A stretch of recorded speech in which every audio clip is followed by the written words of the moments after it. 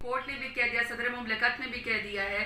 اور پاکستان کے 22 کروڑ عوام بھی یہی کہہ رہی ہے کہ پاکستان کے جو فیصلے ہیں وہ بند دروازوں کے پیچھے نہیں ہوں گے. برقع پہن کے کوئی وزیر اعظم نہیں بنے گا, کار کی ڈگی میں چھپ کے جو جائے گا وہ وزیر اعظم نہیں بنے گا, بوٹ پالش کر کے اور ضمیر فروشی کر کے کوئی وزیر اعظم نہیں بنے گا تو ووٹ کی پرچی کے ذریعے بنے گا. وہاں پہ اگر یہ 14 چوروں کی جماعتیں اپنی مرضی کی تشریح کر رہی ہے تو دیکھیں شاہ, پھر دنیا